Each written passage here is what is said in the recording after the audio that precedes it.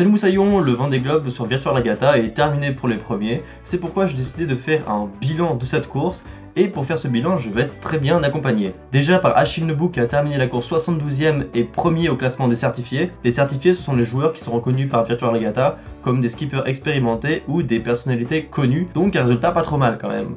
Et Nils Dumarc qui pendant très longtemps dans la course était dans les premières places, voire même en première place, donc plutôt très balèze aussi. Et moi pendant ce temps, 130 millième, toujours en course, voilà quoi. Le principe de cette vidéo c'est de revoir avec eux les différentes étapes qu'on a traversées durant ce Vendée Globe, et donc on va revoir l'effet de course, les choix stratégiques, et les petites astuces qui leur ont permis de truster les premières places du classement. La vidéo peut sembler un peu longue mais croyez-moi elle est intéressante jusqu'à la fin. Enfin perso j'ai beaucoup appris grâce à eux deux. Et si ce contenu te plaît n'hésite pas à t'abonner et à mettre un gros pouce bleu. Et maintenant installez-vous confortablement, sortez un saucisson ou une tisane et bonne vidéo. Bon bah alors bonjour Achille, bonjour Nils, merci d'être venu pour faire ce petit bilan du Vendée Globe avec moi. Ce que je vous propose c'est tout d'abord de vous présenter pour ceux qui vous connaissent pas encore. Ouais, alors du coup je m'appelle Nils, j'ai 23 ans, je viens de terminer un master en droit européen à Rennes et pour le coup Virtual Regatta c'est pas quelque chose que je faisais régulièrement, j'ai dû peut-être faire 3 ou 4 courses où je me connectais 1 ou 2 fois par jour donc pas très sérieux et là le Vendée Globe j'ai essayé de m'y mettre quand même assez rapidement à fond, donc j'étais quand même pas mal connecté pendant la course surtout aux alentours du Cap Horn. Dès le début, tu faisais la première place ? Non, pas du tout. Bah, dans la descente de l'Atlantique, au début, j'étais quand même assez à la cool. Enfin, je me levais pas la nuit, par exemple. Et dès que j'ai commencé à me rapprocher du Cap de Bonne-Espérance et dès que le classement s'est mis à peu près cohérent, j'ai vu que j'avais été quand même pas mal classé. Donc, j'ai commencé à me motiver quand même pour essayer d'avoir une bonne place. Et pour toi, Achille ? Eh ben, moi, c'est Achille, j'ai 30 ans. Et du coup, moi, je suis skipper professionnel. Voilà, c'est mon métier. Donc, je fais de la voile depuis tout petit, depuis que j'ai 10 ans. Et j'ai fait le parcours assez classique en dériveur, donc optimiste, 420, 470. Et j'ai été en équipe de France olympique en 470 en 2014. Et voilà, après ce moment-là, j'ai décidé de me lancer plus en course au large. Et du coup, depuis 2 ans, je suis sur le circuit Figaro, voilà, en course au large. Et j'en ai fait mon métier parce que j'ai fait des études d'ingénieur à l'INSA de Lyon en sportif de haut niveau, mais une fois que j'ai eu mon diplôme en 2016, j'ai décidé de me lancer plutôt dans la voile en tant que professionnel. Donc voilà. Et donc Virtual Regatta non plus, j'avais pas fait énormément de cours sur le jeu, mis à part la solomètre coq cette année là pendant le confinement qui a été reprogrammée en virtuel, donc c'était assez sympa de pouvoir la courir. J'ai pris le départ du Vendée sans grande prétention et un peu à la bourre, et après voilà, j'ai eu cette histoire d'avoir un partenaire qui m'a contacté sur la course, et du coup je me suis beaucoup investi pour faire le meilleur résultat possible. Et bah, je me suis vraiment éclaté sur ce jeu. Donc voilà, c'est une belle histoire. Ah bah, bien joué à toi, bien joué à toi. Et donc bah, je vous propose de refaire un petit peu cette historique de la course tout de suite. Et une course, généralement, ça commence par un départ. Et donc, la première question qui se pose quand on joue à Virtual Regatta, c'est quel équipement on va choisir. Moi, j'ai joué en mode full gratuit. J'ai pris genre la radio, le polish et le code 0. Est-ce que vous, directement, vous avez dit, tiens, vas-y, est-ce que vous avez pris le full pack ou vous avez pris qu'une partie des options ? Bah moi c'est un peu particulier parce qu'en tant que certifié ils m'ont donné le full pack. Enfin Virtual Regatta m'a donné le full pack et mais par contre j'ai pas pris le pack VIP en plus. Donc voilà, j'ai fait avec le full pack qui était largement suffisant à mes yeux. Mais voilà, c'était sympa de leur part de me filer ces petits coups de main.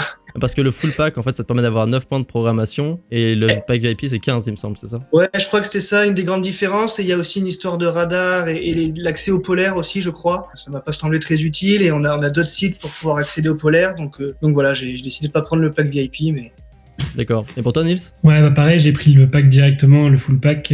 Honnêtement, je pense que pour finir dans le top 10 ou même 15 000, je pense que tous ceux qui ont fini dans ce top-là ont pris le pack, donc c'était un peu compliqué pour ceux qui ne l'ont pas pris de finir bien classé. Après, le pack VIP, je l'ai pris assez tardivement, juste pour avoir le radar autour de moi, pour voir que j'étais dans le bien classé, voir qui était autour de moi. Mais c'est pas du tout indispensable pour gagner, pour le coup. Avoir 9 ou 15 points de programmation, en soi, si on se connecte régulièrement, il n'y a pas besoin d'avoir autant de points de programmation. Ouais, finalement, c'est ambitieux, tu te connectes plus souvent que tes 9 points de programmation qui sont largement suffisants pour tes 6 heures de fenêtre météo dont tu as besoin, quoi. Ah ouais, donc vous pensez que dans les 10-15 000 premiers, c'est pratiquement que des full packs qui sont dans le tas ? Ben, ce qui est sûr, c'est qu'il faut avoir toutes les options parce que sinon tu vas à 0,5 nœuds moins vite dans certaines conditions et là, ben, c'est même pas la peine. Mais par contre, t'as pas forcément besoin d'acheter le full pack. Il y a des joueurs qui ont gagné des points virtual sur des courses précédentes, qui ont pu prendre toutes les options grâce à ça. Mais c'est ceux qui jouent régulièrement et qui accumulent les points. Donc voilà, si t'es pas un joueur régulier, je pense que ouais, si t'as pas le full pack, c'est compliqué de tenir aux avant-postes, quoi. Ouais, et puis ça doit être tellement frustrant de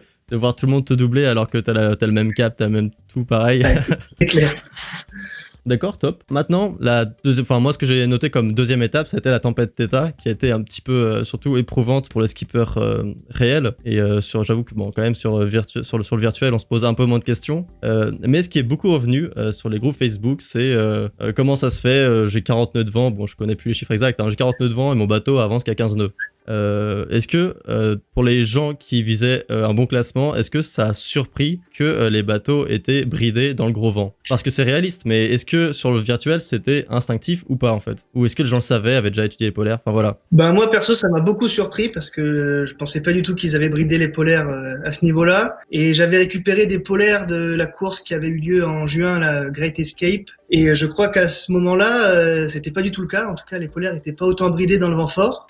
Donc moi ça m'a beaucoup surpris et je me suis fait avoir au début, mais je pense que c'est une bonne chose de faire ça parce qu'effectivement c'est plus représentatif de la réalité. Mais ouais, je pense que beaucoup de monde s'est fait surprendre. Enfin en tout cas moi qui n'avais pas étudié les polaires avant le départ, je me suis fait surprendre sur ce premier coup de la tempête Theta, quoi.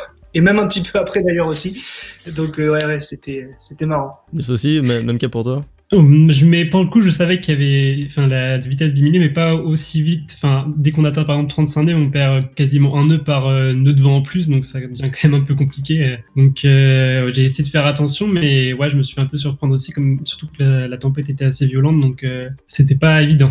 Ouais, mais ça, en fait, ouais, on a tous fait en mode Alex Thompson, Jean Le Cam a foncé, poum, droit devant, et en fait, ouais, on était beaucoup déçus, ça. Mais en fait, ouais, c'est pas plus que ce soit la vitesse soit diminuée au-dessus de 35 nœuds, ça je m'y attendais, mais c'est dès 26 nœuds en fait où la vitesse décroît déjà, et 26 nœuds, pour moi c'était tôt, et c'est là où je me suis fait avoir. Et en fait, ça servait à rien de viser des vents de plus de 26 nœuds, et voilà, ça m'a semblé être une limite assez basse pour la limite haute de la vitesse, et c'est ça qui m'a fait ouais, je me suis fait un peu avoir, mais du coup dès que tu le sais, ensuite ça change quand même complètement ta stratégie. Donc c'était un point marrant parce que je pense qu'ils ont changé ça pour le Vendée Globe sans vraiment prévenir, et je pense qu'il y a que les meilleurs joueurs qui ont capté dès le début ces petits changements, quoi. Et ça c'était pas visible sur les polaires qui étaient donnés au début. Si, mais moi comme j'avais pas le pack VIP, j'avais pas accès aux polaires, et en fait j'ai utilisé Zezo assez tard. Je me suis mis que au passage de Bonne Espérance, donc j'avais pas du tout intégré tout ça jusqu'à Bonne Espérance, quoi. Ouais, non, c'était rigolo. Non, sur les groupes Facebook, il y avait plein de monde qui posait des questions en mode pourquoi j'avance pas super vite et tout. Il y avait tous les gens un peu plus qui touchent un peu plus au monde de la voile, qui expliquaient à tous les skippers virtuels qui savent pas vraiment naviguer en réel, pourquoi un bateau ça avance pas vite dans le gros temps. Et là c'est là où je me disais que le jeu a un réel intérêt pour un peu comprendre les soucis que rencontrent les skippers en réel, parce que en fait quand t'as 40 nœuds de vent, en fait à un moment tu te mets en mode survie et tu penses même plus à la perf en fait, et c'est bien que le jeu suive un petit peu ça. Voilà, je donne mon avis comme ça. Ce qui est un peu paradoxal finalement, c'est que ce qui est un peu paradoxal, c'est que la vitesse diminue avec le vent, mais par contre les vagues, dès qu'il y avait 8 ou 10 mètres de vagues, on pouvait filer tout droit. Donc c'est vrai que je pense aussi que dès qu'on est pas vraiment, moi je fais pas de voile, donc je me posais pas la question des vagues, mais par contre c'est un peu bizarre de se dire que plus il y a de vent, moins on va vite, et alors qu'on peut foncer dans les vagues, dans les tempêtes. Parfois on passait dans des creux de 8 ou 9 mètres, il me semble, dans la tempête Theta, sans avoir d'impact sur le bateau, quoi. Bon, ça serait intéressant d'intégrer toute la houle au jeu. Je pense que c'est ce qu'ils essaient de faire un petit peu en fait. Vas-y. Pardon. Qui vous voulez? Non, c'est ce qu'ils essaient de faire un peu en disant voilà, plus le vent monte, plus la mer sera forte. Et en fait, le facteur vraiment limitant, c'est la mer pour ces bateaux-là. Et comme c'est compliqué, je pense, d'intégrer l'état de la mer au polaire, ils se sont dit voilà, on va dire que au-dessus de 30 nœuds, ça implique beaucoup de mer. Du coup, on va descendre beaucoup la vitesse des bateaux. Et je pense que c'est ça qu'ils ont calculé en disant que c'est assez linéaire, la vitesse, la force du vent et l'état de la mer dans des tempêtes. Mais je pense que c'est simple et du coup, ça permet de faire c'est un choix simple à comprendre pour tout le monde, et je pense que c'est pas bête, quoi.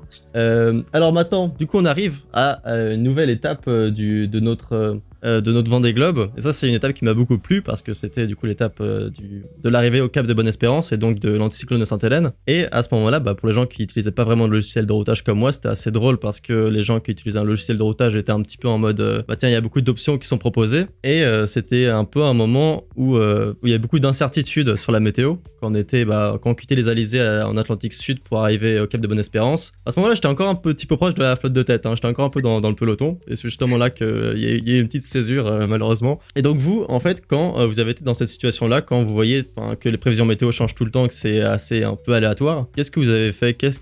Comment est-ce que vous avez fait votre routage? En plus, le choix de l'option a dû se faire tôt parce qu'on l'a fait, il me semble, entre Est et Ouest au moment de quitter la tempête Theta, donc c'était même avant le Cap Vert. Donc c'était pour savoir où serait l'anticyclone de Sainte-Hélène, c'était un peu du hasard. Donc c'était pas évident de choisir l'option. Même avec les routages d'ensemble, j'ai essayé à peu près de savoir en regardant modèle européen, modèle américain, voir là où il y avait le plus de routes qui passaient. Mais c'était quand même un peu de chance, difficile de savoir où se positionner pour aborder l'anticyclone. Et est-ce que la trajectoire en fait, la trajectoire un petit peu normale de tous les Vendée Globe, ça a pu t'aider pour faire ton choix, dans le sens où finalement on est passé un petit peu où on passe chaque année? Ce que je me disais avec mon option S, c'est que c'était plus facile de se redécaler à l'ouest que de revenir à l'est. Ah oui, d'accord. Et du coup, toi, Achille, comment s'est passée cette situation?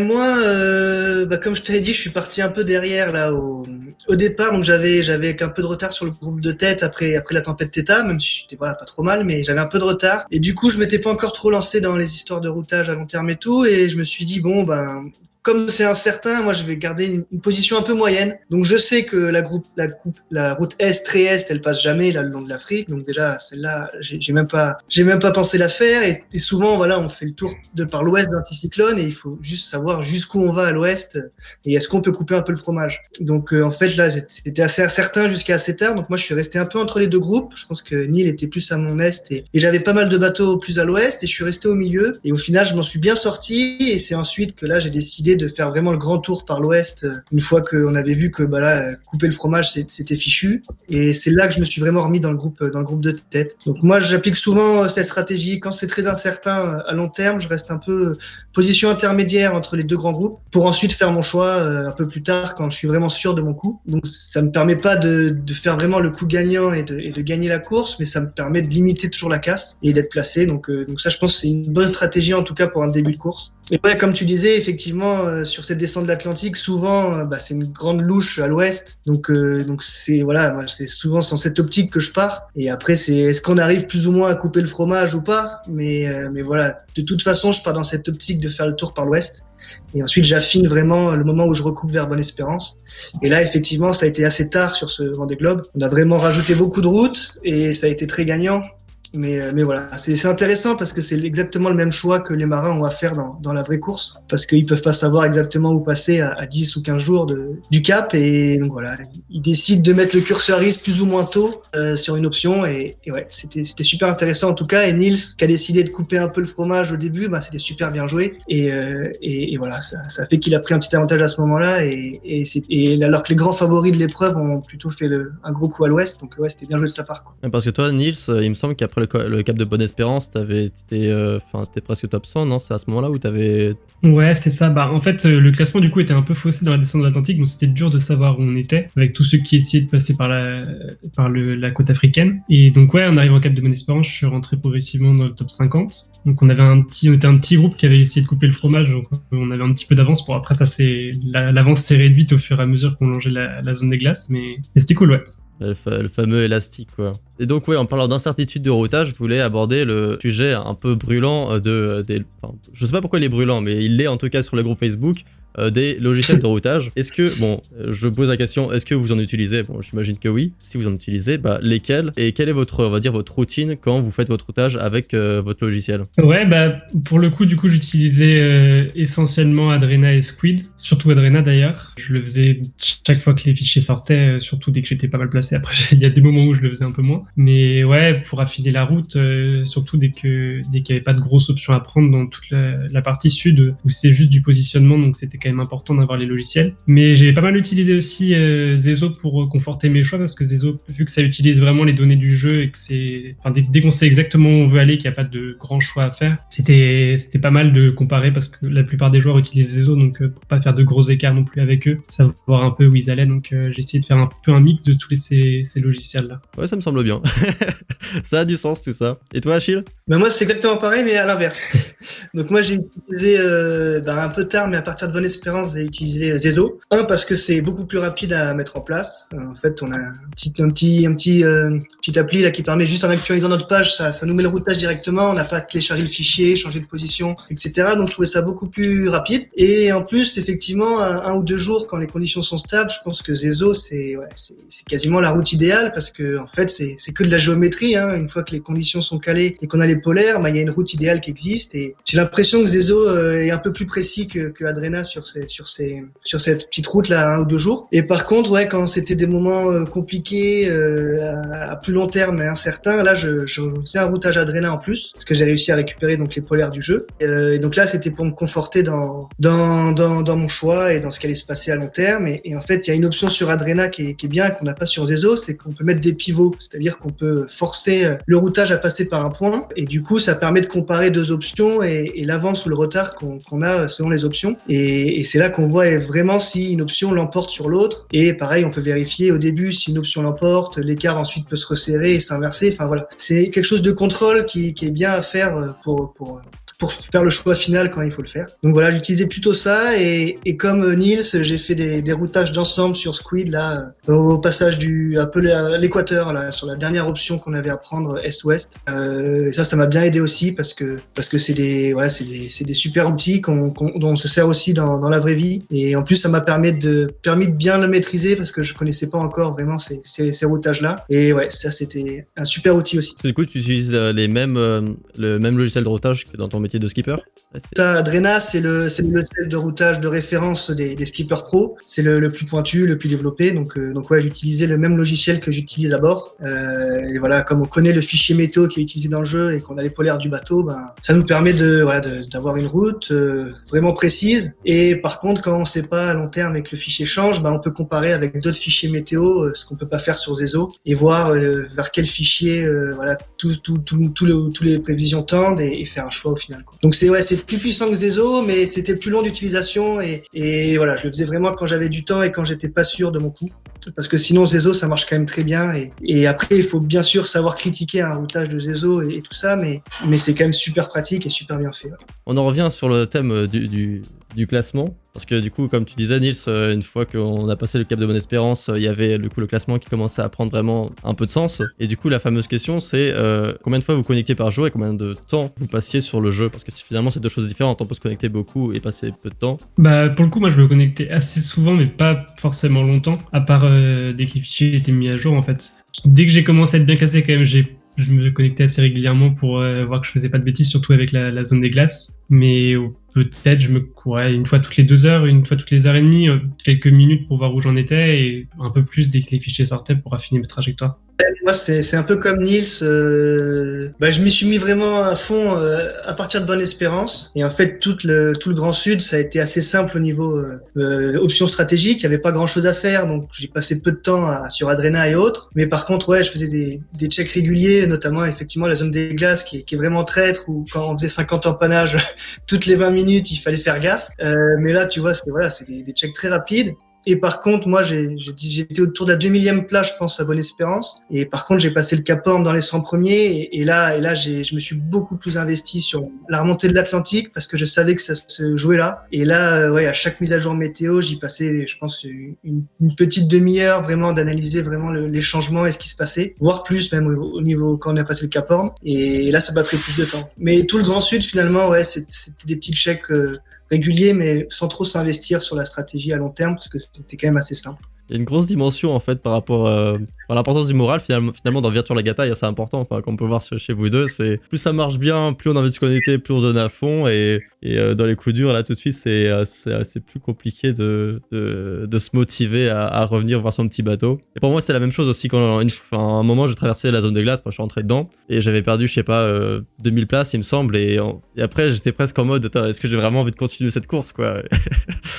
Ouais, Et, je comprends tout à fait. enfin, je m'étais réveillé un matin et là, ouais, parce que j'ai pris la petite radio qui t'envoie le message, vous êtes rentré dans la zone des glaces. Ah, super, cool, top. Et en plus, tu programmes ton bateau, tu ressors même pas directement en fait. T'attends, tu vois ton bateau qui est en train d'en sortir à 3 nœuds et tu fais, ah bon, bah cool, elle est bien ma vie. Il faut savoir gérer aussi sur le jeu et la plupart des joueurs, je trouve, le gèrent mal. C'est cette histoire de classement qui effectivement change beaucoup en fonction de ton option et pas tout le temps représentatif de la réalité. Et quand tu prends une option et tu sais que tu vas perdre au début, il faut l'accepter, quoi, descendre au classement pour ensuite mieux regagner. Et il y a des joueurs qui, dès qu'ils perdent un peu de place, je pense que ça les décourage et voilà, ils savent pas vraiment qu'ils peuvent en récupérer encore plus après. Et ça, c'est un point super important. On en parlera après, mais la remontée de l'Atlantique, je suis passé de centième, 30 millième en 24 heures, mais je savais que c'était pour mieux gagner ensuite. Et voilà, ça, j'ai l'impression que tous les joueurs n'ont pas vraiment intégré ça, et pourtant c'est super important parce que le classement, et c'est pareil en vraie course, des fois il faut complètement l'oublier et plutôt se focaliser sur le groupe avec lequel on est, pour pas que ça nous mette un coup au moral alors qu'il n'y a pas du tout, ça n'a pas lieu d'être. Donc ouais, ça je pense, quand j'ai lu un peu les trucs sur les forums et tout, les gens ils disent j'ai perdu 2000 places en 24 heures, mais je pense qu'au final c'est pas grave du tout et il faut l'accepter, et c'est là que les meilleurs sont bons parce qu'ils acceptent de perdre au classement pour mieux gagner ensuite. Ça c'est typiquement la voile, et je pense que ouais, ça surprend beaucoup de joueurs au début, quoi. Le seul classement qui est important, c'est la ligne d'arrivée. Et et l'arrivée à l'apéro aussi, mais ça c'est pour la fin. Et donc justement au niveau de votre stratégie, au niveau le long de la Z2A, donc là tu disais Achille que c'était pas très passionnant. Et est-ce que vous avez quand même une pseudo astuce pour avancer plus vite? Moi je pensais surtout à la différence entre waypoints et programmation. Enfin, je sais que lorsque j'essayais un petit peu d'optimiser la marche de mon bateau le long de la Z2A, j'ai pas mal utilisé la programmation, ce qui a été une grosse erreur qui m'a emmené 2 fois d'ailleurs dans la zone des glaces. Est-ce que vous utilisez plutôt les waypoints ou plutôt les points de programmation? Bah moi pour le coup j'ai quasiment même jamais utilisé les weapons. En fait l'avantage avec la programmation c'est surtout qu'on peut régler, soit décider de soit naviguer au vent soit naviguer au cap. Et c'est vrai que le problème surtout avec la zone des glaces c'est que dès que le fichier change, l'heure de programmation peut se décaler de quelques minutes et nous on est dans la zone des glaces. Donc c'est sûr par contre dès que moi j'utilisais les programmations, j'étais forcé de me lever, surtout dès que je naviguais, je faisais champagne près de la zone des glaces, de me lever au moment des changements de fichiers pour être sûr que ma programmation se décalait pas et que je franchissais pas la ligne. Et toi aussi, du coup, Achille, full programmation? Exactement pareil, que programmation, jamais waypoint. Et ouais, quand c'était la nuit et qu'il y avait des empannages proches, c'est vrai que je prenais toujours un peu de marge, 1, 2, 3 minutes sur la zone des glaces, et parce que je préfère, moi je suis pas un grand joueur, et même dans la vraie vie c'est pareil, je joue pas au ras des cailloux et tout ça, parce que je trouve qu'il y a beaucoup plus à perdre qu'à y gagner. Ouais. Surtout là, je pense que c'est pas là que ça se jouait, on n'était pas à la minute près non plus sur les empannages, donc j'ai pris un petit peu de marge la nuit, et voilà, la journée je jouais un peu plus parce que je sais que je pouvais checker. Et il y a un autre sujet que j'ai vu, alors ça je l'ai vu j'ai pas vu dans les groupes Facebook, il y a pas beaucoup de gens qui en ont parlé, enfin un petit peu, mais surtout je l'ai vu dans un article, et en fait la Z2A a été modifiée plusieurs fois, a été reculée plusieurs fois dans la course réelle, et donc pour la course virtuelle, il y a certains skippers qui se sont dit, bah tiens, si sur la course réelle la Z2A se décale, peut-être que le jeu en fait va lui aussi être mis à jour et va décaler sa Z2A. Et est-ce que vous, dans votre stratégie, à un moment vous vous êtes dit, est-ce que vous avez pris en compte cette possibilité-là? Non, parce que je pense que vu que nous on est passé, les premiers sont passés avant les premiers du réel, et en fait une fois que le premier est passé dans une Z2A, tu peux pas la changer derrière parce que ce serait pas fair, ce serait pas juste. Donc je pense que c'est pour ça que Virtua Regatta n'a pas modifié sa Z2A, parce que là on avait beaucoup d'avance sur la course réelle, et du coup ils ont pas pu la modifier pour ceux de derrière, ce qui aurait pu être un avantage pour eux et faire moins de routes en allant plus au sud, ou plus de routes en allant plus au nord. Donc moi ça m'a pas étonné que Virtual n'ait pas changé la Z2A, en tout cas pas après que les premiers soient passés. Donc je me suis pas trop focalisé là-dessus, je t'avoue. Donc finalement c'était pas un sujet pour vous, quoi, c'est tout simplement. Et c'est vrai que pour moi la Z2A ça a vraiment été une longue ligne droite, parce que quand t'as pas beaucoup de points de programmation disponibles, quand on a que 2, soit tu te connectes H24, soit t'acceptes de faire une ligne droite et perdre énormément de temps. Et c'est clair. Et bon, j'avoue que j'aime bien dormir, du coup voilà. Ça explique certaines choses. J'ai vu qu'il y a un joueur qui fait top 5 qui avait pas le full pack, donc avec 2 points de programmation, et je sais vraiment pas comment il a fait. Franchement gros respect pour lui, parce que Yona 29, je pense qu'il a pris juste les options parce qu'il avait beaucoup de crédits, mais du coup il a pas pris le full pack, et franchement je sais pas comment il a fait dans le jeu en sud, parce que c'est ouais. Ou bien il était vraiment tout le temps dessus, quoi. Mais en tout cas chapeau. Ouais, moi j'ai même pas essayé en fait, tout simplement. Deux points de programmation, ça a dû bien être galère quand même. Bah tu finis par faire des compromis en fait tout le temps quoi. Tu te dis bah à place de faire 36 empanages, t'en fais 2 grands. Et c'est... Du coup, ça peut coûter assez cher au final quand même. Ouais, ça coûte très très cher. Hein. Tu le fais à la louche et du coup, bah, t'arrives sur des vents qui sont un peu plus faibles, un petit peu. Enfin, rien n'est optimisé en fait. Bah, déjà que la voile c'est du compromis, mais là tu rajoutes encore du compromis au compromis, donc c'est. Donc, en fait, tout cet empannage pour les routages, c'est soit pour garder du vent plus fort, soit pour prendre une bascule le mieux possible. En fait, le vent change et on veut toujours être dans la tempête Tétas sans avoir d'impact sur le bateau, quoi. Et ouais, dès que tu agrandis un peu tes bords, tu prends moins bien la bascule, tu fais plus de route et ça peut coûter cher au final. Et donc là, le prochain point, un point qui s'appelle le point Nemo d'ailleurs. Donc pour ceux qui le savent pas encore, enfin pour ceux qui nous écoutent, le point Nemo c'est donc le point dans l'océan le plus éloigné de toute terre émergée. Et donc en fait, voilà, dans le jeu, le principe c'était que il y avait un deuxième classement qui se crée avec le point Nemo. Le premier joueur qui arrivait au Sable d'Olonne en étant passé par ce point-là, allait gagner une montre et une valeur de plusieurs milliers d'euros. Et donc vous qui avez une réelle possibilité de gagner à la fin à ce moment-là, est-ce que vous avez été tenté de faire ce point Nemo au risque de sacrifier pas mal de places au classement général? Bah moi ouais, pour le coup, surtout que c'était au moment où j'étais plutôt bien classé, je devais être dans le top 3 ou 5, un truc comme ça. Donc j'ai un peu hésité, je dois dire, mais viser un point Nemo qui aurait été difficile à avoir, finir la course premier après avoir passé le point Nemo. D'autant plus qu'il y en a quand même pas mal qui l'ont tenté, donc ça aurait été compliqué. Et dès que je vois que le vainqueur du point Nemo a terminé dans le top 20 ou 15, je crois, donc je me dis que pas de regret de pas l'avoir tenté. Et toi, Achille? Moi, j'ai pas du tout joué ça parce que du coup, j'ai été sponsorisé sur le jeu par deux entreprises là, Amaris et Primo Energy, et le but c'était de porter leur couleur le plus haut possible dans le classement général. Et voilà, je faisais pas du tout ça pour la montre et tout ça. Et en plus, j'avais le classement des skippers certifiés que je voulais gagner. Et voilà, il y a aucun skipper qui a tenté ça parce que je pense qu'il le faisait pas pour la montre. Donc voilà, je me suis pas du tout posé la question à ce moment-là. Et c'est vrai que du coup, ça m'a facilité la tâche. J'ai pas eu de choix à faire compliqué de est-ce que j'y vais, est-ce que j'y vais pas. Donc voilà, je me suis concentré sur la course et c'était pas mal.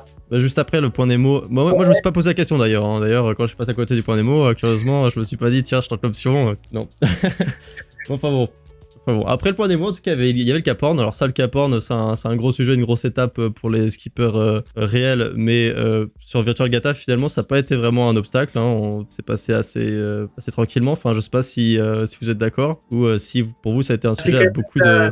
Avec la course s'est jouée, je pense, pour moi. Donc je pense que non, c'était le point le plus important de la course. Ah bon, bah alors pourquoi?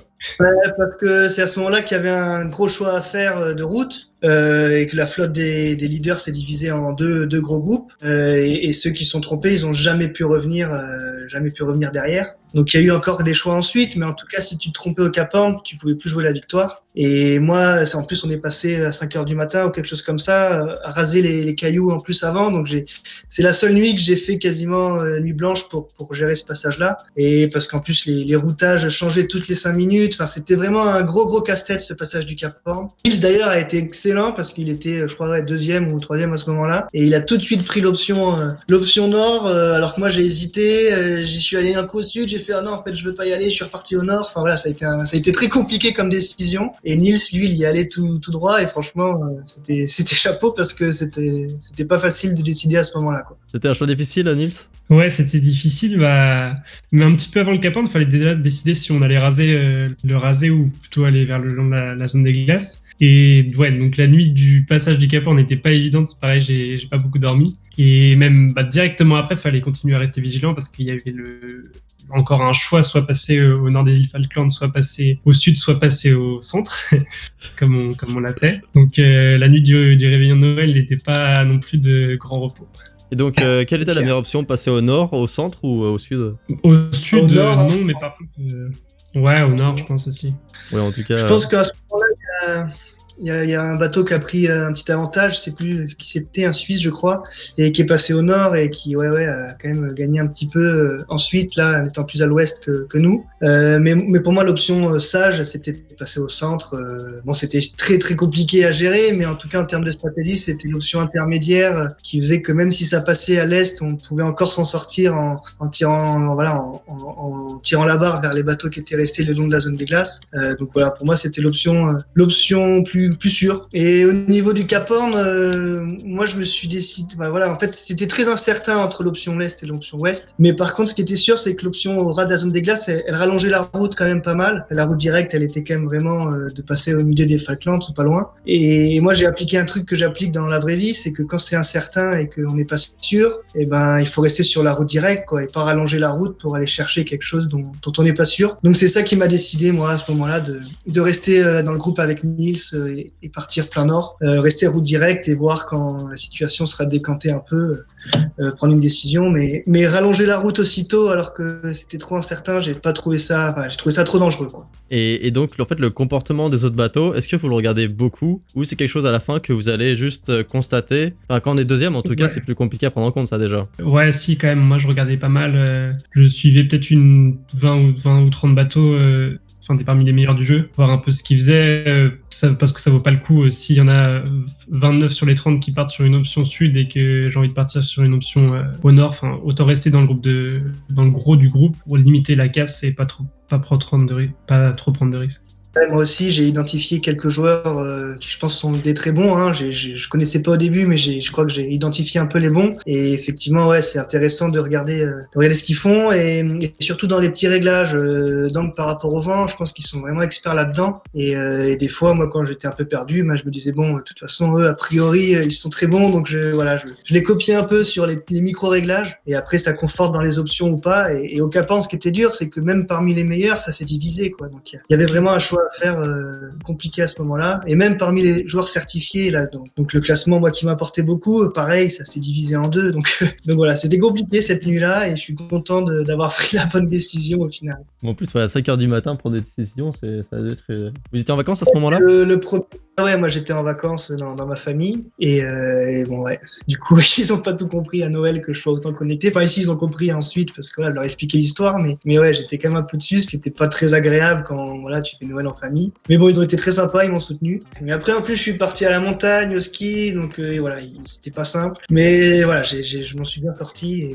Mais par contre, j'étais soulagé que ça s'arrête samedi là. Je pense que c'était le bon moment, quoi. Ouais, 2 mois et demi de sacrifice, c'est pas forcément facile. Et toi, Niels aussi, ça bien passé les vacances en famille? Ouais, c'est pareil, ils ont compris, donc ça te posait pas trop de problèmes, mais pas de chance que le soir de Noël soit le moment le plus difficile de la course à gérer, donc c'était pas de chance, mais ouais, ça s'est bien passé. Parce que toi, en plus, Niels, ce que j'ai compris dans les articles que j'ai pu lire, c'est que ton père, il est aussi un peu dans le routage, c'est ça, non? Ouais, carrément, il est routeur, du coup, donc là, il travaille pour le Vendée Globe, donc pour le coup, ils ont pas le droit d'avoir d'aide extérieure, donc de routage pendant le Vendée Globe, mais il fait quand même la météo pour tous les bateaux, en fait. Donc il m'a pas mal aidé. Le soir, dès qu'il rentrait, on parlait d'abord de la vraie course et après le dîner, on regardait sur l'ordinateur le Virtual Regatta, donc c'était sympa. Ouais, ça peut aider. Si t'avais bien aidé, quoi. Ça devait être sympa. Du coup, après le Cap Horn, ça a été la remontée de l'Atlantique. C'est à ce moment-là où j'ai remarqué une chose incroyable. Moi, je trouvais ça impressionnant au niveau de la remontée de l'Atlantique. C'est qu'il y avait vraiment 2 grands groupes, en fait, dans Virtual Regatta à un moment. Il y avait, bon, on va dire, je généralise peut-être un petit peu pour vous, la flotte de tête et la flotte à l'arrière. Enfin, vraiment, en dessous de la place 70 millième, le 250 millième était vraiment pas loin. À mon échelle, vous, le premier et le 30 millième n'étaient pas forcément très très loin. Bon, après, chez vous, ça se joue plus sur des détails, j'imagine. Mais le fait qu'il y ait 30 000 personnes vraiment pas loin de vous, est-ce que ça vous rajoutait un petit stress en plus, ou vous étiez vraiment bien dans votre stratégie et peu importe qu'il y ait 5000 personnes qui peuvent me doubler à tout moment, quoi? Oui, si, forcément, c'est super. On sait que voilà, il y a beaucoup de joueurs et que c'est forcément très serré à l'arrivée et que tu peux perdre beaucoup si tu te trompes, c'est sûr. Mais bon, il faut pas trop regarder ça. Ouais, quand t'as des décisions à prendre, parce que sinon tu n'arrives pas à décider et c'est compliqué.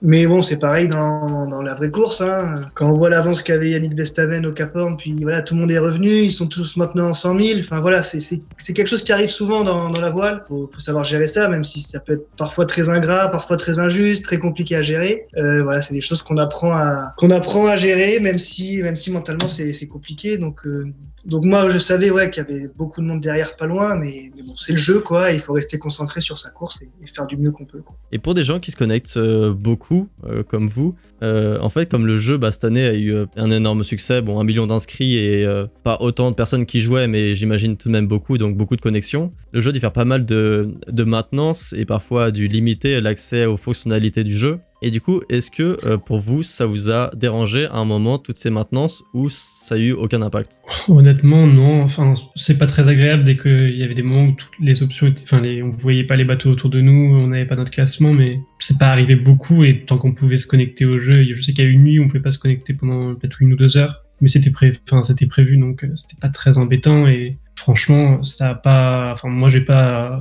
ressenti ça comme un problème pour la course, quoi. Ah ça, c'était pas le cas des groupes Facebook, ça. Ouais. Ah, sur la communauté, là ça s'affolait. Hein. Dès que tu peux pas te connecter, genre 5 minutes, il y a 47 000 posts qui arrivent sur le groupe Virtual Regatta, machin. Non plus, ça m'a pas trop dérangé parce que c'était dans des moments où il se passait pas grand chose. Mais c'est sûr que je pense que si quand on passait le Cap Horn, ça aurait eu à ce moment-là, ça aurait pas été la même parce que quand même on regardait un peu ce que faisaient tous les bateaux. Et si on avait dû décider sans voir personne, ça aurait été sympa d'un côté, hein, ça aurait été sympa. Mais je pense que là, pour le coup, ça aurait vraiment crié fort. Et voilà. Moi, ça m'a pas impacté, mais ça a peut-être impacté d'autres joueurs dans des moments compliqués. Et je peux comprendre que voilà, c'est. Mais bon, c'est le succès du truc. Il faut qu'ils gèrent au mieux. Et je trouve qu'ils ont quand même vraiment bien géré sur cette édition. Donc voilà. En tout cas, moi, je leur tire un grand chapeau. Et... Oui, tout pareil. Personnellement, j'ai pas été dérangé. Il y a des petits moments où il y avait 3 fonctionnalités en moins et je voyais pas les autres bateaux. Mais bon, pour une connexion parmi 40 000. Voilà, on peut être un peu compréhensif, quoi. Et est-ce que vous avez un autre sujet à aborder dans la remontée de l'Atlantique? Parce que vu que j'allais louper le sujet du Cap Horn, avant la grande option de l'arrivée de Sable d'Olonne, le passage des Açores où il y avait un petit peu le débat, pas vraiment le débat entre passer au couloir de vent qui passait le long des Açores, ou aller chercher la dépression qui se décalait vers l'est. Voilà, est-ce que avant cette étape finale, on va dire, dans l'Atlantique Nord, est-ce qu'il y avait autre chose au niveau des alizés qui a pu jouer sur la course? Une grosse option juste avant avant le poteau noir, et d'ailleurs c'est là où Nils était dans le groupe de tête et ils se sont fait passer par les bateaux qui sont allés plus à l'ouest en restant un peu trop ouest, je pense. Et voilà, je voulais savoir avec Nils comment il avait pris cette décision et pourquoi il était resté, parce que c'est vrai que c'était compliqué aussi encore à ce moment-là parce que tous les bateaux en tête ont pris un peu la même route et moi j'étais dans les 100 premiers à ce moment-là et j'étais un des premiers à décaler vers l'ouest de ce groupe de tête, hein. Je pense qu'il y a des bateaux derrière qui l'ont fait plus tôt et qui d'ailleurs ont gagné au final et voilà, je voulais savoir comment il avait pris, pourquoi il était resté un peu à l'est à ce moment-là. En fait, j'avais décidé de partir un peu plus à l'est quelques jours après le passage des îles Falkland pour m'écarter un peu. J'avais fait quelques routages d'ensemble et ça passait un peu plus à l'est. Donc, j'ai décidé après de garder cet avantage, cette option est pour passer le poteau noir. Et voilà, c'est parce qu'à ce moment-là, les routages d'ensemble étaient encore assez indécis entre un grand tour ou plus aura des Açores. Donc j'ai un peu persisté dans mon option S, parce que je me disais que si je croisais à l'ouest, j'allais perdre trop de temps à le faire et que si finalement ça passait pas, j'aurais tout perdu. Donc je me suis un peu entêté dans mon option, finalement ça passait pas du tout à l'est, donc j'ai pas trop eu le choix, donc ça m'a coûté un peu cher. Mais ouais, le premier, la Tigrou qui est passé, il me semble qu'il est passé à l'ouest carrément de Fernando. Donc c'était quand même assez osé de faire ça à ce moment-là, mais bon, ça a payé au final, donc bravo à lui. Moi j'étais un petit peu derrière Nils, je crois, à ce moment-là où on était à peu près ensemble et effectivement les routages, on savait pas trop ce qu'allait se passer ensuite. Il nous envoyait plutôt à l'est à ce moment-là, mais j'avais quand même un peu peur de ça parce que quand même souvent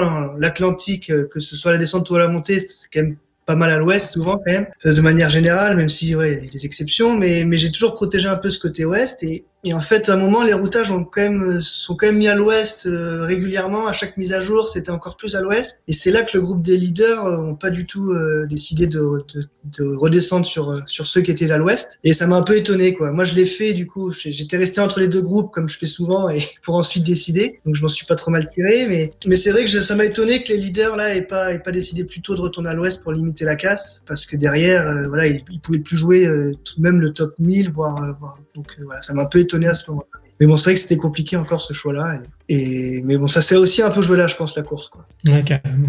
Et à quel moment vous vous dites tiens, en fait non, le routeur a pas forcément raison et je suis pas trop d'accord avec ce que propose le logiciel de routage, et à quel moment vous allez prendre une décision qui va être un petit peu différente du logiciel de routage, enfin si ça arrive, hein. Bah ouais, en fait, c'est pas forcément que tu prends une décision différente, mais tu t'écoutes, ouais, si, t'écoutes pas forcément le routage parce que tu te dis que c'est pas certain et que t'as pas envie de prendre autant de risques qu'il te dit de le faire à ce moment-là. Enfin, en gros, c'est ça. C'est que tu veux rester sur une route un peu plus intermédiaire et décider plus tard. Ouais, c'est quand par exemple, la décision, elle est à 15 jours, enfin, voilà, l'option, elle est fait un truc à 15 jours et que t'es pas sûr du truc dans 15 jours, ben, voilà, moi, je reste plus intermédiaire et je m'écarte un peu du routage à ce moment-là. Et par contre, quand je suis sûr du truc et je me dis, ok, l'option, elle va passer, c'est sûr, ben, j'y vais à fond. Donc c'est en suivant régulièrement les routages, en fait, je pense. Et voir l'évolution que t'as, à chaque mise à jour météo.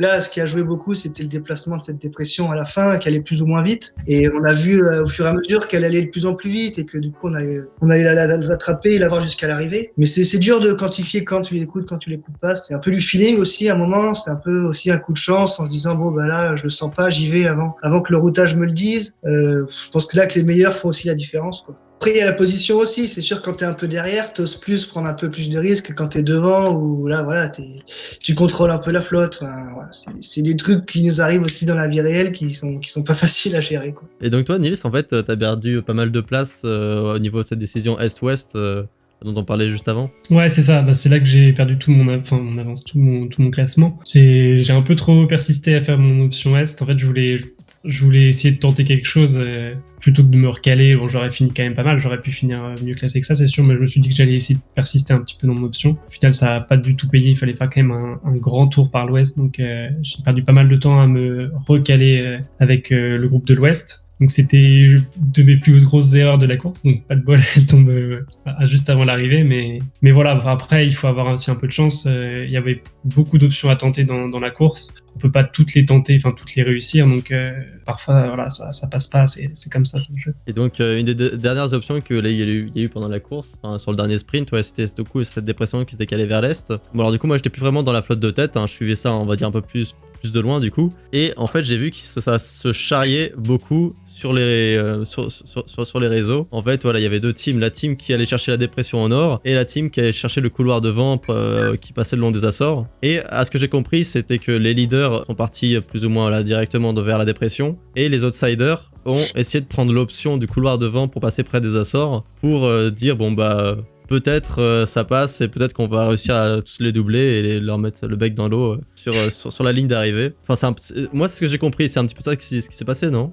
Ouais, tout à fait, ouais. Tout à fait, parce que au début, les routages nous disaient que ça pouvait passer dans cette petite zone de vent. Et effectivement, ça raccourcissait la route pas mal, quoi. Donc c'était intéressant. Mais rapidement, la tendance s'est inversée. En fait, voilà, là c'est la force d'Adrena, c'est qu'on peut faire une route qui passe au nord et une route qui passe au sud, du coup, les deux options, et voir laquelle arrive devant. Donc au début, effectivement, celle qui passait au sud des Açores nous est arrivée quelques heures avant. Puis ça s'est équilibré, et après, hop, c'est celle du nord qui a pris le dessus, et jusqu'à avoir énormément d'avance. Donc c'est ce suivi de cette tendance, il est intéressant, tu vois, pour la décision, quoi. Et voilà, à chaque mise à jour météo, ça confirmait que l'option nord prenait le dessus. Donc pour moi, il y a pas eu du tout photo au moment où on a pris le choix. En fait, c'était fait. Enfin voilà, et ça allait que faire se renforcer pour moi cette décision. Donc pour moi, il y avait pas beaucoup de débat. Donc effectivement, j'ai suivi ça et c'est sympa parce que ça laisse un peu de suspense et tout jusqu'à l'arrivée. Mais j'étais assez sûr du truc, et l'intérêt d'Adrena ou des logiciels de routage, c'est d'avoir les deux routes et de voir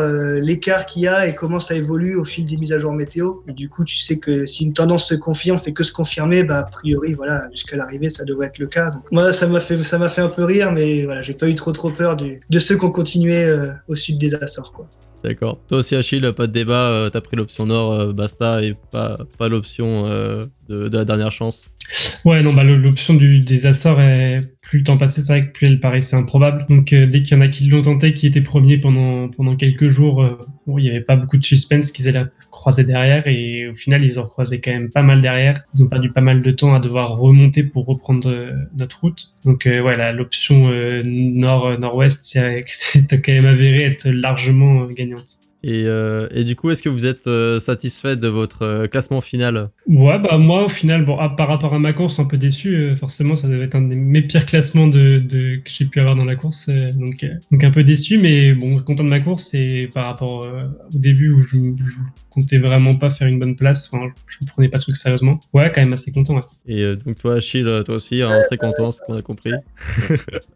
Ouais, complètement inespéré de faire une place comme ça et du coup ouais, je suis super content de ce résultat. Je pensais pas pouvoir tenir jusqu'au bout et même à la fin j'ai gagné encore quelques places la dernière nuit alors que je pensais que le classement était fait, tu vois. Donc, comme quoi jusqu'au bout il faut se battre et très très surpris mais très content. Et si vous deviez recommencer la course demain, parce que vous êtes très motivé, est-ce que...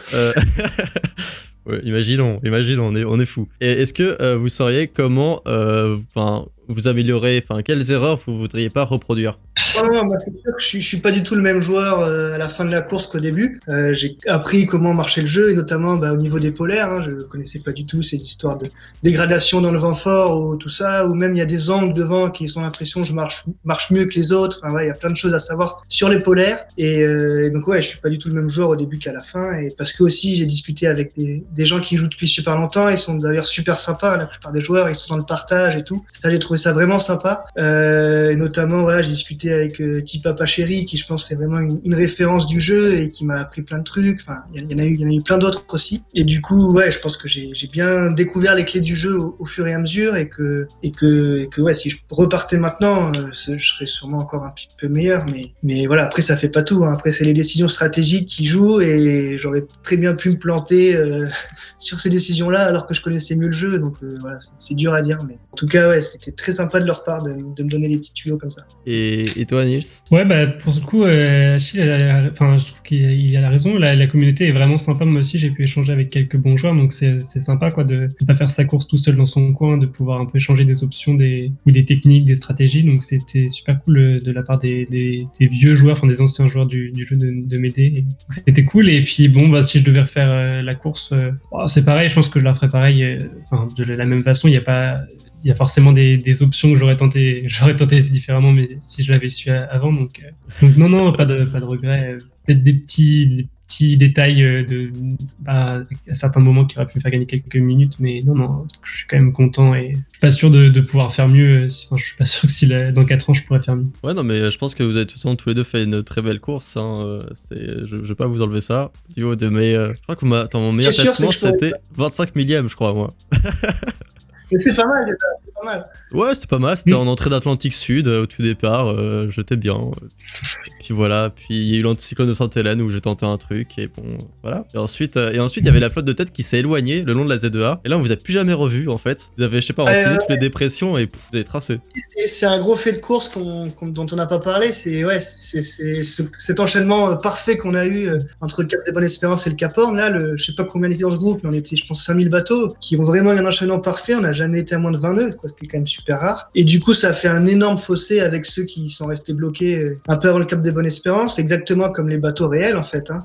Voilà, ils ont loupé le créneau qu'on a eu. Et aussi le fait que le groupe de tête dont faisait partie Nils, ils se sont fait revenir dessus petit à petit, et on s'est retrouvé au Cap Horn 3000 exactement, très très proche, quoi, dans 4-5 000 d'écart. Donc c'était assez fou, quoi. Que l'élastique, souvent, c'est effectivement, comme t'en parlais, ça se resserre puis ça se desserre, mais là ça se fait que se resserrer sur toute la traversée du Pacifique. Et moi j'avais quand même une centaine de milles de retard sur Nils au Cap Horn, et au final au Cap des Bonnes Espérances, et au final le Cap Horn on le passe à quelques minutes d'écart. Donc ça c'est quand même une situation météo assez rare aussi. Et ça a complètement relancé le jeu dans le groupe de tête. Moi, j'ai eu de la chance à ce niveau-là, ça c'est clair. C'est aussi logique que vous preniez de l'avance parce que la flotte de tête est bien plus rigoureuse aussi que le groupe dans lequel je suis, j'imagine, globalement. Même si j'ai qu'il y a des full packs à l'arrière, mais... Ça a vraiment fait un écart colossal, quoi. Il y a eu vraiment une coupure. Je crois qu'il y a une zone entre deux groupes où il y avait très très peu de bateaux finalement, quoi. Donc ça, c'est la météo qui a fait ça et pas le fait d'être assidu ou pas, quoi. Après, c'est des choses qui arrivent dans des tours du monde.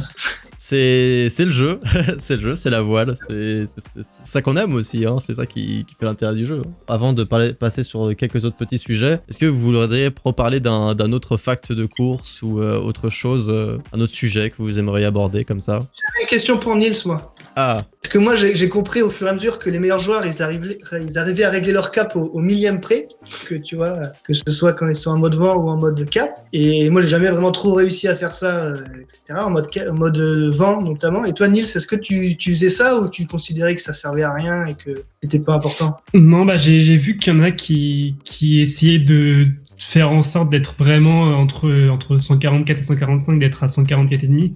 J'ai jamais essayé, d'ailleurs je sais même pas si c'est possible ou comment le faire. Donc non, ça devait pas faire gagner grand chose. Donc par contre j'ai essayé dès que le vent évoluait de passer ma VMG au fur et à mesure, donc je me connectais assez régulièrement, donc il fallait passer en VMG, mais sinon non. J'ai remarqué que les meilleurs joueurs, quand ils se mettent à un cap, ils essaient d'être à 150,000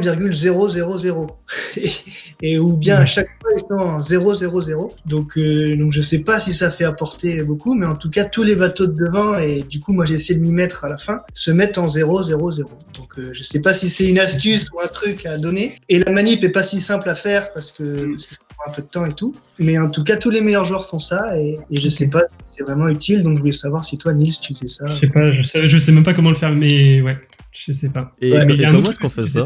Il y a beaucoup des bons joueurs qui, au lieu de se mettre par exemple, qui sont tout le temps en 5 par 5, qui font 45, 50. C'est ça, je sais pas, c'est pareil. Moi, je le faisais pas tout le temps, mais je sais pas.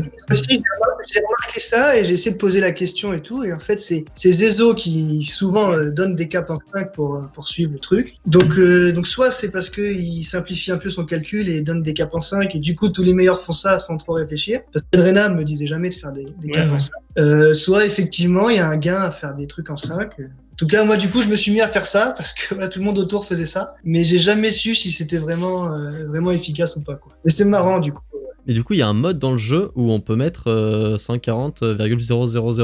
Là c'est un truc où on va rentrer dans des trucs un peu compliqués, mais c'est que tu as une extension sur Google Chrome. D'ailleurs, dans Zezo, il t'explique comment l'installer. Et en fait, cette extension, quand tu ouvres ton jeu, elle t'ouvre une autre fenêtre, un autre onglet, où là, tu as accès à toutes tes données dans le jeu, donc ton cap, tes précis, le vent, et de tous les concurrents qui sont sur ta carte. Donc tu vois leur cap très précis, leur vitesse, leur position, tout ça. Donc dans cette extension, tu as ton cap en millième de degré. Et donc moi, quand j'ai commencé à regarder ça, je voyais que tous les meilleurs joueurs, ils étaient soit à 0,00 ou en tout cas très très proches de ça. Et du coup, en réglant tes programmations, tu arrives plus ou moins à te rapprocher d'un cap en millième près. Et j'ai essayé moi de trouver des techniques pour y arriver. Donc j'arrivais à m'en rapprocher par moment et j'essayais de le faire. Mais là, je pense qu'on arrive à un niveau très très technique du jeu. Mais les meilleurs en tout cas font ça. Grâce à cette extension Google Chrome développée par le mec qui a développé Zezo. D'accord. Voilà. Donc la petite technique plus. Là on est vraiment... C'est marrant parce qu'on a un peu le même logiciel sur nos bateaux réels, où on traque les autres bateaux autour et on a leurs données de vitesse, de cap en temps réel. Et du coup, là, c'était la même chose sur Virtual Regatta. J'avais mes bateaux que je suivais et je regardais un peu leur cap et leur vitesse. Et c'était sympa à suivre, quoi. Ah, donc en fait, le raisonnement, il est tout pareil, quoi. Ah ouais, complètement. En tout cas, à ce niveau-là, il est pareil. Ouais. Le logiciel en réel, il s'appelle Winbag. Là, c'est un truc sur Google Chrome, mais au final, c'est la même chose et c'est des infos importantes à avoir. Ouais. Mais en réel, du coup, est-ce que toi, ça t'est arrivé de prendre en compte aussi le fait mer agitée, trop de vent, va falloir se mettre en mode survie parce que finalement, sur Virtual Regatta, ça, on s'en fiche un peu. Ah, bien sûr que c'est des choses dans la vie réelle que tu prends en compte et que virtuel, on n'en a pas besoin. Et c'est la grande différence avec les bateaux réels, c'est que nous, on arrive à enchaîner 50 empanages dans de la zone des glaces en heures dans 35 nœuds. Les vrais marins, ils feront jamais ça, quoi. Donc ça, c'est une des grandes différences entre la vraie course et le jeu. Mais si t'enlèves ça, je pense, moi, je suis pas pour. Je pense que ça complexifie le jeu. Il va perdre des joueurs et voilà, c'est peut-être un niveau de précision qui est trop élevé pour ce que c'est. Donc bien sûr qu'on pourra pas être exactement comme la vraie course, mais déjà le fait de dégrader les polaires dans le vent fort, c'est la première fois qu'ils le font, je pense. Et c'est déjà une avancée. Et puis voilà, il faut pas aller trop loin, sinon on va perdre des joueurs et je pense que c'est pas le but, quoi. Ouais, vaut mieux que ça reste accessible à tout le monde, sinon en fait on perd tout le monde et finalement il y aura plus que des voileux qui joueront. J'ai entendu parler de choses comme une jauge d'énergie là pour les histoires de manœuvre. Pourquoi pas, mais du coup je pense que ça va saouler quelques joueurs en disant ah ouais c'est trop compliqué de devoir calculer mon nombre d'empanages, etc. Donc je pense que là il y a un bon compromis qui a été trouvé par le jeu et je pense que la preuve c'est qu'il y a 1 million de joueurs, donc je pense qu'il faut pas trop modifier ça, quoi. Mon avis, hein, après. Et toi, Nils, t'aurais des petites fonctionnalités à ajouter ou tu penses que le jeu est bien comme ça? Non, le jeu est bien comme ça. Après, il y a forcément sûrement des choses à ajouter, mais il y en a qui parlent par exemple de mettre de la casse ou des choses aléatoires comme ça. Je pense que c'est pareil, ça découragerait certains de jouer. Il n'y a pas d'intérêt à rentrer un caractère aléatoire au jeu. Parce que là, ce qui est intéressant, c'est que du coup, ceux qui passent vraiment du temps et qui regardent bien les fichiers peuvent vraiment faire peuvent avoir une route quasi parfaite. Donc non, c'est pas mal. Après, bon, il y a sûrement des choses à faire pour que le jeu colle un peu plus à la réalité, mais c'est sûrement difficile. Et bah voilà, très bien. Super, bah, je pense qu'on a fini pour ce petit bilan. Et je vous propose de passer sur les anecdotes de la course. Enfin, j'ai appelé ça comme ça dans le document que je vous ai envoyé. Nils, toi, tu as changé ton pseudo pour essayer de trouver un stage pour la fin de tes études. Et alors, comment ça s'est goupillé cette histoire en fait? Bah, c'est arrivé un peu tardivement, dès que j'ai commencé à gagner des places. C'était un truc, je me disais avec quelques amis que ça pourrait être drôle de changer mon pseudo. Donc, première fois que je suis passé dans le top 3, je l'ai pas fait parce que je me suis dit, si je passe dans le top 3 pour 15 minutes et qu'après je sors du top 3, ça serait un peu ridicule de garder mon pseudo pour toute la fin de course. Mais du Cap Horn, j'ai vraiment changé mon pseudo. Et je suis resté un petit bout de temps dans le top, l'alterné au top 20 en rentrant pas mal dans le top 3. Donc à ce moment-là, ouais, ça a pas mal marché, j'ai reçu pas mal de messages, donc c'était carrément cool. Ouais, c'était vraiment sympa et c'est pour ça que la communauté est quand même assez incroyable, c'est qu'il y a des gens que je connaissais pas du tout qui m'ont envoyé des messages, qui me disaient bonjour, envoie-moi ton CV, je vais essayer de le transmettre, donc c'était super cool, je m'attendais pas à recevoir autant de messages. Et donc toi, Achille, c'est ce que nous racontais en fait, du coup t'es skipper pro et c'est la course virtuelle qui t'a permis de ramener des sponsors pour ta course réelle en fait. Et Ouais, c'est ça. Un sponsor, ouais. En fait, j'avais déjà un sponsor l'année passée là, qui avait commencé à m'accompagner et ils avaient créé une petite dynamique en interne autour du Virtual Regatta, quoi. Ils avaient participé au cours du circuit Figaro en même temps que moi, donc c'était assez marrant. Et là, sur le Vendée Globe, ils m'avaient envoyé un message, vas-y, fais le Vendée Globe avec nous, on se tire la bourre, voilà. Donc moi, j'étais pas très chaud pour le faire au début, j'avoue, parce que je sais que ça demande beaucoup de temps et tout, mais là, je me suis dit, bon, c'est vrai que j'ai pas de course en ce moment, il y avait le confinement, je me suis dit, c'est vrai que si je le fais pas, ils vont peut-être pas trop comprendre, quoi. Donc du coup, j'avais pris le départ avec eux, donc avec l'équipe de Primo Énergie, juste pour se tirer la bourre entre nous, sans grande prétention, en fait, finalement. C'est vrai qu'au bout de 5 tours de course, comme je t'ai expliqué, Claude Robin, le président d'Amaris, m'a écrit sur LinkedIn en me disant qu'il souhaitait sponsoriser un bateau sur le Vendée virtuel, enfin un skipper pro sur le Vendée virtuel, et pourquoi pas dans la vie réelle ensuite. Donc c'est parti de là, et là j'ai décidé d'associer Amaris et Primio dans cette action-là, parce que c'était sympa qu'ils soient tous les deux sponsors finalement. Et voilà, ils ont tous les deux accepté, ça s'est fait assez vite, et du coup là, ça a complètement changé ma course, parce que du coup maintenant, je me suis beaucoup plus investi, et je voulais faire le meilleur résultat, parce que je portais leurs couleurs forcément, et c'était important pour moi. Et du coup ensuite, voilà, quand j'ai rencontré Claude, il a décidé de continuer dans la vie réelle l'année prochaine. Donc voilà, j'ai trouvé un copartenaire principal grâce au Vendée Globe virtuel. Donc ouais, c'est coup double pour moi, et c'est super, quoi. T'as quoi comme course à venir là? La première, si tout se passe bien, c'est le 22 mars, c'est la Solomètre Coq au Sable d'Olonne. Du coup, voilà, je vais retourner au Sable d'Olonne. Voilà, du 22 au 29 mars, Solomètre Coq. D'accord. Et l'objectif de la saison, c'est la solitaire du Figaro qui a lieu au mois de fin août, début septembre. Et du coup, pour ceux qui connaissent pas trop la voile là, qui vont nous écouter, quelle est la différence en fait entre le circuit Figaro et ce que fait le Vendée Globe et les IMOCA, enfin ce que font les skippers sur le Vendée Globe et les IMOCA? C'est pas les mêmes bateaux déjà. Nous on a des plus petits bateaux, et surtout la grande différence c'est que c'est tous les mêmes. On a tous les mêmes bateaux. Ça s'appelle des bateaux monotypes. Donc on a tous les mêmes bateaux, et c'est vraiment le marin qui fait la différence. Donc voilà, c'est le concept de ce circuit qui est un passage obligé en fait en course au large pour avoir plus loin. Et tous les vainqueurs du Vendée Globe ont gagné ou ont participé à la solitaire du Figaro. Donc c'est vraiment le passage obligé, c'est le circuit de référence pour se former en course au large. Et c'est réputé pour être une course très très très dure, parce que donc c'est 4 étapes sur un mois de 4 jours. Et en fait, pendant 4 jours, on dort en moyenne 1 heure, voire moins par jour. Donc voilà, on a un déficit de sommeil assez impressionnant à l'arrivée, et il faut savoir gérer tout ça, gérer son corps, gérer son sommeil. Comme les bateaux sont tous les mêmes, il y a très très peu d'écart. Donc ça se joue à rien. Donc voilà, c'est une course réputée très dure, et c'est la meilleure école pour ensuite faire la route du Rhum et le Vendée Globe, pour ceux qui marchent le mieux sur circuit. Donc j'espère pouvoir faire ça dans les années à venir, mais il y a du boulot, parce qu'il y a vraiment un super niveau, quoi. Mais c'est sûr que c'est le Graal de notre sport, donc c'est quand même dans un petit coin de ma tête, quoi. Je me suis rendu compte à quel point le Vendée Globe et la course au large étaient quand même puissante en France. Hein. Je pense qu'il y a beaucoup de gens qui ont suivi, et notamment cette année. Voilà, il y a eu pas mal de sports qui ont été annulés et tout. Le Vendée a été maintenu et ça a vraiment fait du bien à notre sport. Et d'autant plus avec Virtual Regatta, ça a été un petit phénomène quoi de société, je pense. Donc ça c'est bon signe et je pense que c'est un super message pour les entreprises qui veulent investir dans le sport. Je pense que la voile, on a quand même un bon coup à jouer là-dedans. Je pense que c'est une super opportunité pour nous là, ce qui s'est passé ces derniers mois. Et moi, ça m'a beaucoup souri et j'espère que ça va sourire à d'autres et que ça va continuer comme ça. Et en tout cas, moi, je me suis régalé à faire ce jeu et je suis content de l'avoir fait au final. Quoi. Bah, c'est sûr que je pense que ceux qui ont le plus respecté le confinement, ça doit être les skippers du Vendée Globe. À ce niveau-là,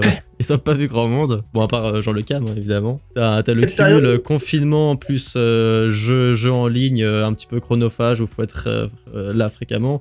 Ça a participé de ouf en fait à la réussite du jeu et au fait qu'il y ait 1 million de joueurs en fait. Clair, et puis en cette période où on peut pas trop se déplacer, pas trop voyager, voilà, voir quelqu'un qui fait le tour du monde sur un bateau, je pense que ça fait rêver les gens, et même les gens qui font un tour du monde même sur leur ordi, ça veut dire quelque chose pour eux quoi. Donc on a vraiment cette carte à jouer, je pense, dans les années à venir. Et j'étais déjà persuadé que la voile était un super sport pour les sponsors, mais là encore plus maintenant, je pense que voilà, ça a donné des idées à plein de gens et voilà, j'espère que ça va ouvrir les opportunités. Ouais, mais surtout qu'aujourd'hui, maintenant, les skippers, ils t'envoient des vraies vidéos, ils t'envoient plein de vidéos, de témoignages, de récits. Et c'est plus comme avant où finalement les skippers, un peu, on les voyait partir des Sables d'Olonne et ensuite on les revoyait revenir 3 mois plus tard. Là, c'est tous les jours, en fait, on a des nouvelles de tout le monde et on a des vidéos de tout le monde et ils partagent vraiment leur expérience. Après, il y a un débat de est-ce que c'est vraiment une course sans assistance maintenant? Bon, c'est un autre débat, mais je pense que ça fait vraiment du bien à la voile et ça commence vraiment à intéresser les gens, en fait, d'avoir tous ces éléments-là. La voile est un sport qui s'en sort bien là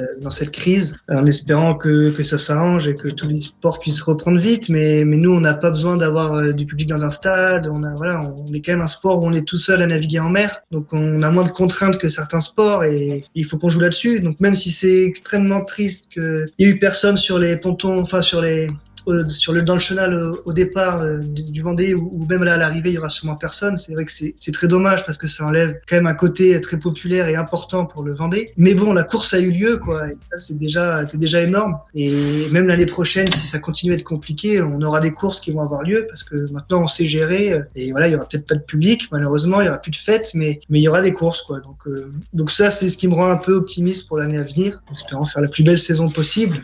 Et il faut qu'on continue là-dedans. Quoi. Ah bah, t'es premier certifié, hein. Maintenant tu connais la chanson, hein, c'est bon. Hein. On attend une première place à la prochaine course. Je pensais pas finir juste devant François Gabard et Armel Leclèche un jour dans ma vie. Et comment c'était, même si c'est un peu regatta. C'est bon, ça y est, tu peux juste le dire, faut juste enlever le sur Virtual Regatta et ça tu le chantes. Et, faut être habile dans la communication comme tu dis, tu vois. Et ouais, bah, en tout cas moi pour niveau de la conclusion, j'aimerais un peu faire suite à ce que vous disiez au niveau de la communauté. Oui, on pourrait noter qu'il y a quelques râleurs sur les groupes Facebook, mais c'est vrai que globalement la communauté de Virtual Regatta est ultra active et vraiment ultra sympathique. Enfin, depuis que j'ai commencé les vidéos sur Virtual Regatta, moi j'ai reçu je sais pas, des centaines de messages juste parfois en mode bah je sais pas, j'aime bien ce que tu fais, ou juste pour échanger en mode bah tiens, qu'est-ce que tu ferais là, ou pour me prévenir tout simplement, parfois en mode bah mec t'es dans la zone des glaces, qu'est-ce que tu fous. Et bon bah voilà, bah du coup je profite de cette vidéo pour remercier la communauté Virtual Regatta et voilà, et je trouve que c'est un beau petit message de fin, et donc bah merci à vous deux aussi d'avoir participé à cette vidéo. Ouais, merci à toi, c'était un plaisir. Et salut, on se tient au jus, ciao, merci. Ouais. Hein. Et voilà Moussaillon, j'espère que cette vidéo t'a plu. J'aimerais remercier encore une fois Achille et Nils qui se sont montrés très disponibles pour faire cette vidéo. Ça a vraiment été super enrichissant d'échanger avec eux. J'aimerais aussi remercier Nicolas Fichot de Voile et Voilier qui m'a mis en relation avec eux, sans qui cette vidéo n'aurait tout simplement pas pu se faire. L'aventure du Vendée Globe sur Virtual Regatta m'a permis d'échanger avec plein de passionnés, de faire beaucoup grandir cette chaîne YouTube, et donc j'en profite pour remercier l'équipe de Virtual Regatta qui a fait un super taf sur cette édition. Et sur ce, n'oublie pas de t'abonner pour ne pas manquer les prochaines vidéos. N'oublie pas aussi de mettre un gros pouce bleu si tu as aimé cette vidéo. Et je te souhaite bon vent, amuse-toi bien. Ciao ciao.